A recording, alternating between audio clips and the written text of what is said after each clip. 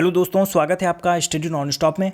दोस्तों, इस वीडियो में हम डिस्कस करेंगे 19 अप्रैल के सभी इंपॉर्टेंट करंट अफेयर्स।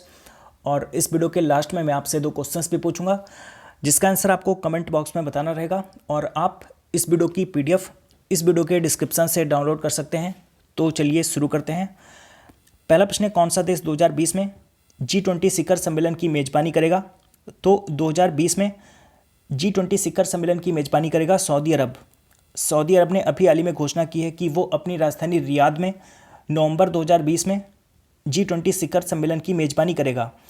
और यह पहली बार है जब सऊदी अरब G20 शिखर सम्मेलन की मेजबानी करेगा। और ये G20 शिखर सम्मेलन का 15वां संस्करण होगा, जिसकी मेजबानी सऊदी अरब करेगा। और अगर बात की जाए 2018 में G20 शिखर सम्मेलन का आयोजन कहाँ पर किया गया था, तो 2018 में किया गया था अर्जेंटीना की राजधानी ब्यूनस आयर्स में। और 2019 में किया जाएगा जापान के ओसाका में। और 2020 में किया जाएगा सऊदी अरब के रियाद में। तो आप याद रखिए, 2018 में 13वें G20 शिखर सम्मेलन का आयोजन अर्जेंटीना के ब्यूनस आयर्स में किया गया था। और 2019 में 14वें G20 शिखर सम्मेलन का आयोजन जापान के ओसाका में किया जाएगा। और 2020 में 15वें G20 शिखर सम्मेलन का आयोजन सऊदी अरब के रियाद में किया जाएगा। और यहाँ पर बात हुई है सऊदी अरब की, तो सऊदी अरब की राजधानी है रियाद और सऊदी अरब की करेंसी है रियाल। और यहाँ पर बात हुई है G20 की, तो G20 यानी कि ग्रुप ऑफ 20। तो G20 में 19 देश और एक यूरोपियन यूनियन शामिल है। और G20 में भारत भी शामिल है, भारत भी इसका सदस्य है। और अगर बात की जाए वर्तमान में G20 के चेयरमैन कौन है, तो G20 के वर्तमान में चेयरमैन है जापान के प्रधानमंत्री शिंजो अबे। अगला प्रश्न, नेपाल ने अपना पहला उपग्रह कहां से लॉन्च किया है? तो अभी हाल ही में नेपाल ने अपना पहला उपग्रह लॉन्च किया है और नेपाल ने इसको अमेरिका से लॉन्च किया है। और इस उपग्रह का नाम है नेपाली सैट-1। नेपाली सैट-1 ये इस उपग्रह का नाम है। तो अभी हाल ही में नेपाल ने अपना पहला उपग्रह, जिसका नाम है नेपाली सैट-1, इसको अमेरिका से लॉन्च किया है। और यहाँ पर बात हुई है नेपाल की, तो नेपाल की राजधानी है काठमांडू। नेपाल की करेंसी है नेपाली रुपया। और नेपाल की राष्ट्रपति हैं विद्या देवी भंडारी। और नेपाल के प्रधानमंत्री हैं KP शर्मा ओली। तो नेपाल ने इसको अमेरिका से लॉन्च किया है। अमेरिका की राजधानी क्या है, आप सभी को पता है, Washington DC, US Washington DC इसकी राजधानी है। और अमेरिका के राष्ट्रपति हैं डोनाल्ड ट्रंप। और डोनाल्ड ट्रंप ये अमेरिका के 45वें नंबर के राष्ट्रपति हैं। अगला प्रश्न, टाइम 100 सबसे प्रभावशाली लोगों की सूची 2019 में कौन कौन से भारतीय शामिल हैं? तो अभी हाल ही में टाइम मैगजीन ने दुनिया के 100 सबसे प्रभावशाली लोगों की सूची जारी की है। और इस सूची में 3 भारतीयों को शामिल किया गया है, मुकेश अंबानी, अरुंधति काटजू और मेनका गुरुस्वामी। ये 3 भारतीय इस सूची में शामिल हैं। तो इस क्वेश्चन का सही आंसर है ऑप्शन डी, उपरोक्त सभी।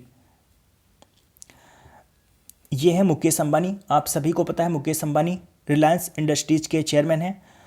और अरुंधति काटजू और मेनका गुरुस्वामी ये दोनों ही वकील हैं। ये हैं अरुंधति काटजू और ये हैं मेनका गुरुस्वामी, और ये दोनों ही वकील हैं।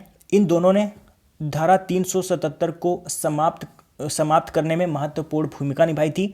धारा 377 जिसको अभी कुछ ही महीने पहले समाप्त किया गया था, धारा 377 जो कि समलैंगिकता से संबंधित है, उसको समाप्त करने में इन दोनों ने महत्वपूर्ण भूमिका निभाई थी। तो टाइम 100 सबसे प्रभावशाली लोगों की सूची 2019 में मुकेश अंबानी, अरुंधति काटजू और मेनका गुरुस्वामी ये 3 भारतीय शामिल हैं। अगला प्रश्न, अंतर्राष्ट्रीय स्मारक और स्थल दिवस यानी कि international day of monuments and sites, और इससे विश्व धरोहर दिवस यानी कि वर्ल्ड हेरिटेज डे भी कहा जाता है, तो ये कब मनाया जाता है? तो ये मनाया जाता है 18 अप्रैल को। अंतर्राष्ट्रीय स्मारक और स्थल दिवस या फिर विश्व धरोहर दिवस ये हर साल 18 अप्रैल को मनाया जाता है। और ये मनाया क्यों जाता है? तो दुनिया में जो सुंदर स्थान या फिर विरासत स्थल हैं, उनके बारे में लोगों को याद दिलाने के लिए ये हर साल 18 अप्रैल को मनाया जाता है। और अगर बात करें इस बार के विश्व धरोहर दिवस की थीम क्या है, तो इस बार की थीम है रूरल लैंडस्केप्स।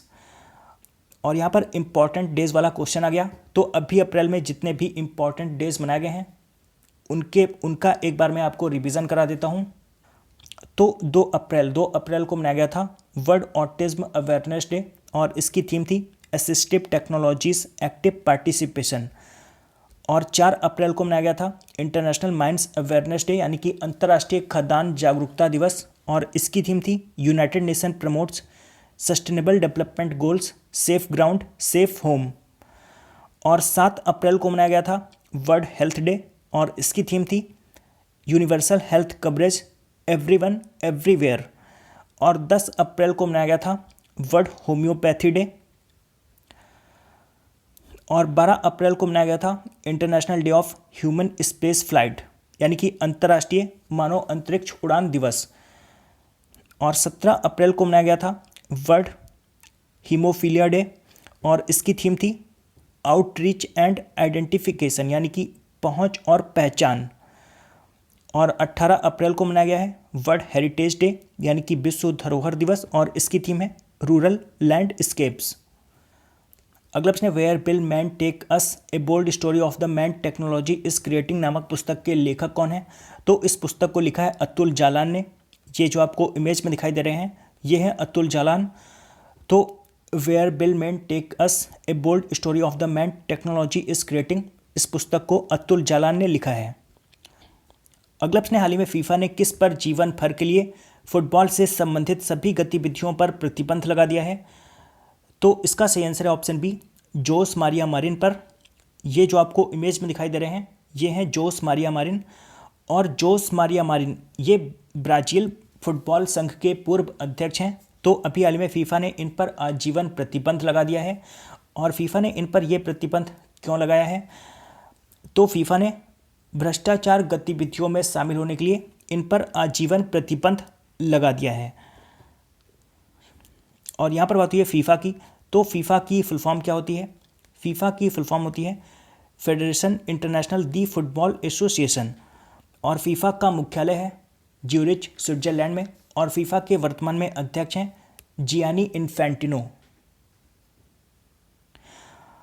और अभी मैंने आपको कुछ दिन पहले बताया था प्रफुल्ल पटेल इन्हें फीफा कार्यकारी समिति का सदस्य चुना गया है। और फीफा कार्यकारी समिति के सदस्य के रूप में चुने जाने वाले ये पहले भारतीय बन गए हैं। तो इनका नाम भी आप याद रखिए, प्रफुल्ल पटेल पहले भारतीय हैं जिन्हें फीफा कार्यकारी समिति के सदस्य के रूप में चुना गया है। अगला प्रश्न, पीडब्ल्यूसी के नए चीफ पीपल ऑफिसर के रूप में किसे नामित किया गया? तो पीडब्ल्यूसी के नए चीफ पीपल ऑफिसर के रूप में नामित किया गया है पद्मजा अलगानंदन को। तो पद्मजा अलगानंदन को पीडब्ल्यूसी के नए चीफ पीपल ऑफिसर के रूप में नामित किया गया है। और यहाँ पर पीडब्ल्यूसी की फुल फॉर्म है प्राइस वाटर हाउस कूपर्स। और प्राइस वाटर हाउस कूपर्स का मुख्यालय है लंदन में। अगला प्रश्न, डिजिटल इंडिया मिशन को आगे बढ़ाने के लिए कहाँ के पेट्रोल पंप मालिकों ने 18 अप्रैल से पूरी तरह से कैशलेस होने का फैसला किया है?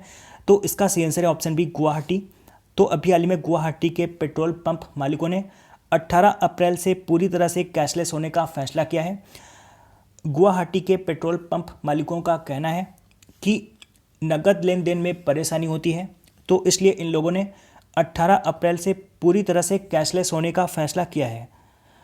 और गुवाहाटी से याद आया गुवाहाटी रेलवे स्टेशन, अभी मैंने आपको कुछ दिन पहले ही बताया था गुवाहाटी रेलवे स्टेशन भारत का पहला रेलवे स्टेशन बन गया है जिसे ISO सर्टिफिकेट दिया गया है। तो ये भी आप याद रखिए, Guwahati railway station ISO certificate पाने वाला भारत का पहला रेलवे स्टेशन बन गया है। अगला प्रश्न, भारत और वियतनाम के बीच हाल ही में कौन सा नौसेना द्विपक्षीय अभ्यास आयोजित किया गया? तो इसका सही आंसर ऑप्शन है INBPN बायलैट एक्सरसाइज। और INBPN बायलैट एक्सरसाइज इसकी फुल फॉर्म है Indian navy Vietnam people's navy bilateral exercise. तो ये भारत और वियतनाम के बीच एक नौसेना द्विपक्षीय अभ्यास था। और इसका आयोजन कहाँ पर किया गया था? तो इसका आयोजन किया गया था वियतनाम के कैम रन की खाड़ी में। वियतनाम के कैम रन की खाड़ी में इसका आयोजन किया गया था। और यहाँ पर बात हुई है वियतनाम की, तो वियतनाम की राजधानी है हनोई।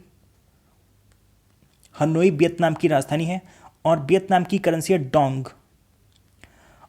और वर्तमान में वियतनाम के प्रधानमंत्री हैं गुयेन जुआन फुक।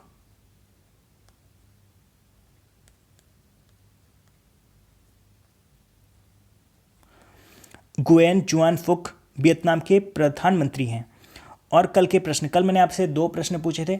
पहला प्रश्न था होम एक्सपो इंडिया 2019 का 8वां संस्करण कहाँ शुरू हुआ, तो इसका सही आंसर था ग्रेटर नोएडा उत्तर प्रदेश में।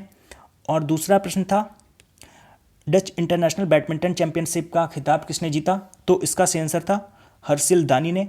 और लगभग सभी लोगों ने इन दोनों प्रश्नों का सही आंसर दिया है। और आज आपके लिए पहला प्रश्न है विश्व हीमोफीलिया दिवस कब मनाया जाता है, और आपको ये भी बताना है कि इस बार के विश्व हीमोफीलिया दिवस की थीम क्या है। और आज आपके लिए दूसरा प्रश्न है किस राज्य के दुर्जनपुर गांव का नाम बदलकर सिवधाम किया जाएगा, तो इन दोनों प्रश्नों का आंसर आपको कमेंट बॉक्स में बताना है। तो दोस्तों आशा करता हूं कि आपको ये वीडियो पसंद आया होगा। अगर आपको ये वीडियो पसंद आया तो आप इस वीडियो को लाइक और शेयर करना मत भूलिए। और अगर आपने अभी तक इस चैनल को सब्सक्राइब नहीं किया है तो आप इस चैनल को सब्सक्राइब कर लीजिए। मैं करंट अफेयर्स के वीडियोस हर रोज सुबह 4 बजे अपलोड करता हूं, तो आप चैनल को सब्सक्राइब करके नोटिफिकेशन बिल ऑन रखिए, जिससे मैं जब भी वीडियो अपलोड करूं उसका नोटिफिकेशन आपको मिलता रहे। तो दोस्तों मिलते हैं कल सुबह, तब तक के लिए goodbye and take care.